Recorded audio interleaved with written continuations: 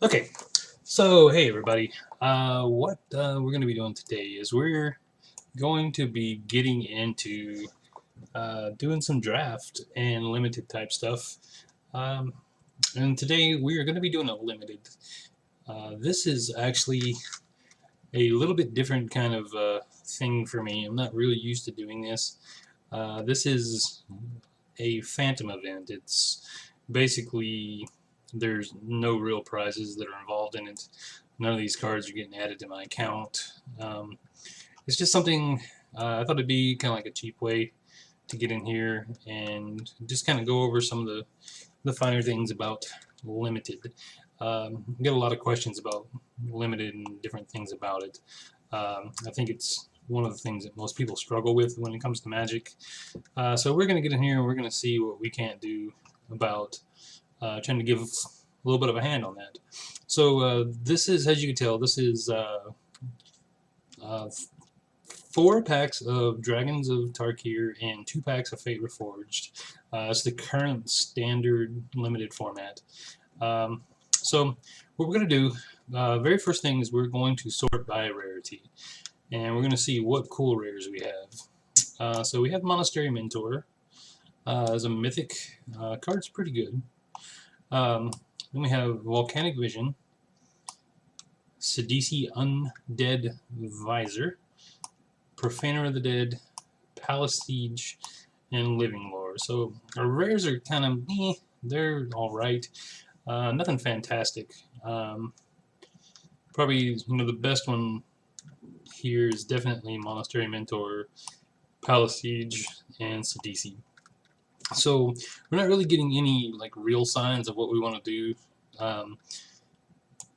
based on our rares. I mean, none of these rares that we have here just say, "Hey, please play me."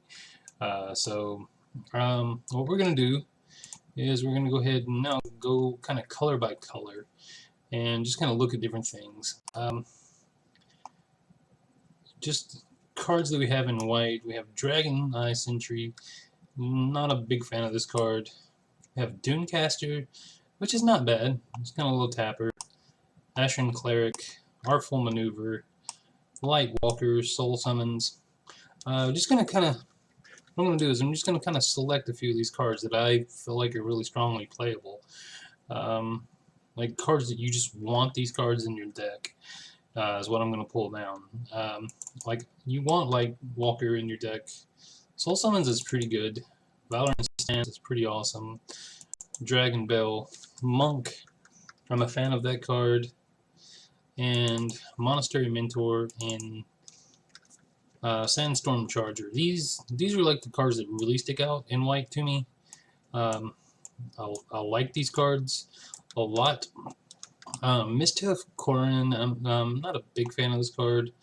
And the rest of them are just kind of They're alright, but nothing fantastic. Alright, going through blue. I like to have an Anticipate in my deck. Not a big fan of Spellfist. We're going to sort down here by color also. I don't mind having an Updraft Elemental. The card's actually pretty good. Whisk Away, Riding to Bearing. I am actually a fan of Living Lore. Ojutai Summon, Ojutai Interceptor, and Enhanced Awareness. Like I say, I'm not a big fan of Profaner of the Dead. Alright. Skirmisher's not bad. Butcher's Glee, I'm a big fan of. Actually, I like Minister of Pain. Cobra, which is probably the best black uncommon in the set, I think.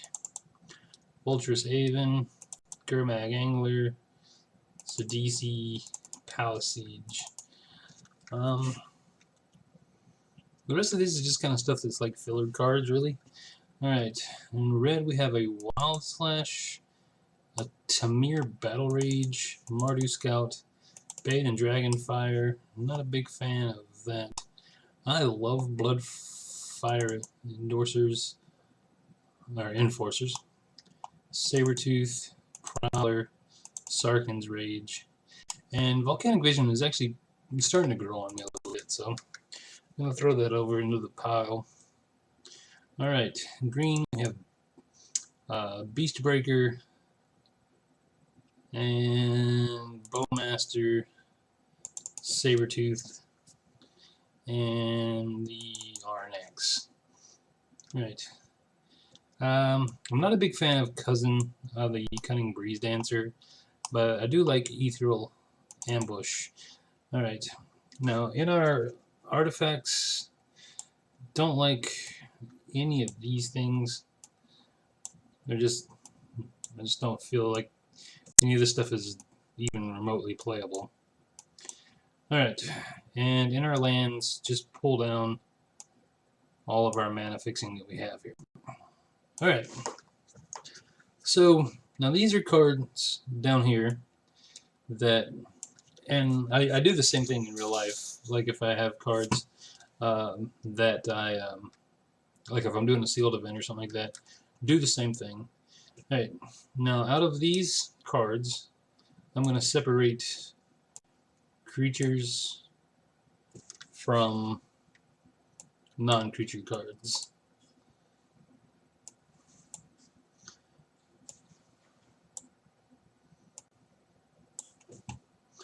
And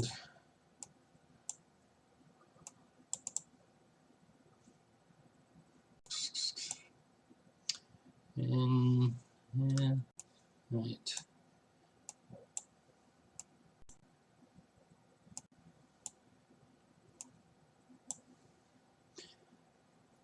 Alright, so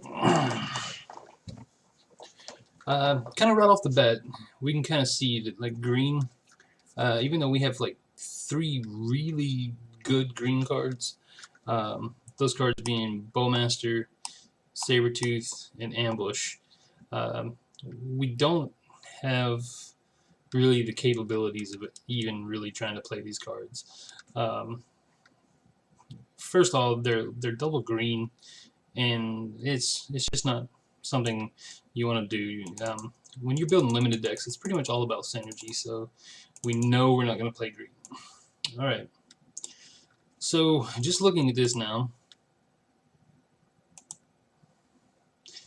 just kind of doing a quick pile search here by converted mana cost. We can see we're really clogged up here at the 4-drop slot. As you can see, we only have 5. We have 6 white cards here. Let me go back to sorting by color. Like I say, the most important thing to really look at when you're looking at limited is not as much the power level of the cards as it is the synergy of your deck. And we have a few cards here that are just outstanding, like Monastery Mentor. But just looking at Monastery Mentor, we have a few ways to really kind of set it off. We have a good bit of white and blue spells. We have a ton of red spells. But everything that goes with the white, it just is kind of mediocre, like Light Walker, Dragon Bell Monk. The white creatures are just really super mediocre, and the white spells are kind of mediocre also. So to me, I'm just going to make that decision that I am going to just not play white. Like I say, the Monastery Mentor is probably the single utmost powerful spell that we have in this pool, but I just can't justify playing it. One of the cool things that I'm seeing here is that we have both a black-red and a blue-red dual land, which is going to kind of help us fix what we're looking at here, as far as our converted mana cost and our lands and different things like that. So looking at where we're at 13 creatures, and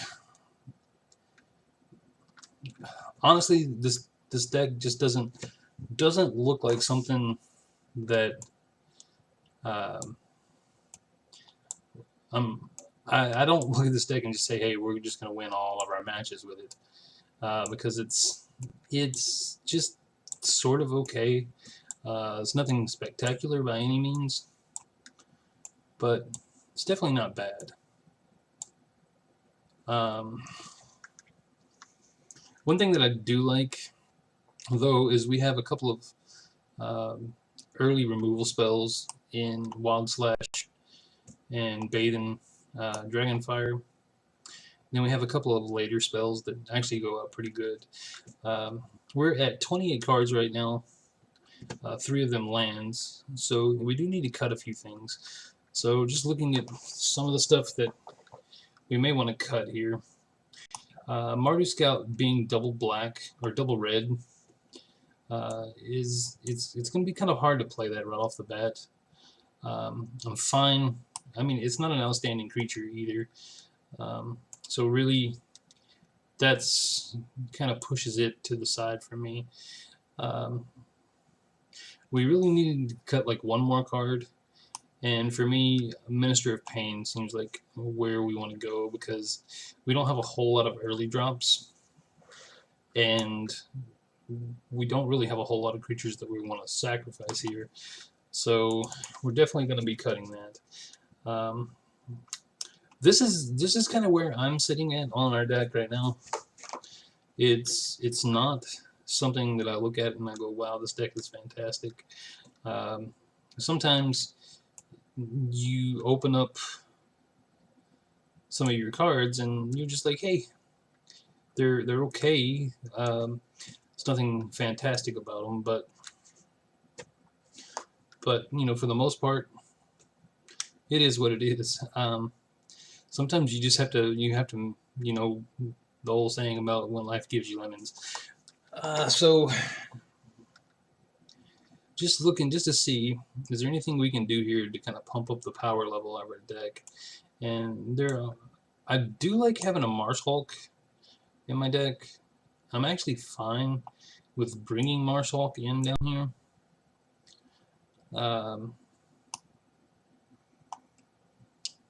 And probably pulling the Battle Rage. Our deck is not aggressive enough to where we're ever going to really worry about trying to be tramply. So, all right, so just kind of looking at our deck here. A couple of things that are going to stand out. First and foremost, let's get our lands in. Magic the Gathering is requesting that we do 4 mountains, which would bring us up to 6 red sources. Yeah, I think that's actually pretty good. We're at 17 lands. I almost want an 18th land in this deck, but we do have a couple of ways to smooth out our draws with Enhanced Awareness and Anticipate, so I'm okay with just leaving it like this. So one of the next things you really want to look at with your deck after you kind of get an idea of where you're at and what you're looking at as far as what your deck's going to do, it is very obvious that this deck is not a beatdown deck. You're not going to get out here and try to kill these people as fast as you can with this deck. It's not that way. Like some of our win conditions are cards like Palace Siege, Gurmag Angler, and Marshhulk, which are just their late game cards. So for us, we're gonna. It's definitely more of a mid-range type build. Definitely not going to try to bash, but at the same time, a lot of our stuff is not going to be able to stand up super late game. But I feel like during that mid-range, you know, turn 12, 13, we should be actually able to win that. I like where our deck is here. The curve is pretty good. We have some early removal. We have some early mana fixing, and you know that our 4-drop slot, which is where the bulk of our stuff is, I'm fine with it being there. So what we're gonna do is we're just gonna go ahead and go into the first round, and see what we can do. So we're going to submit, and we'll be back for round number 1.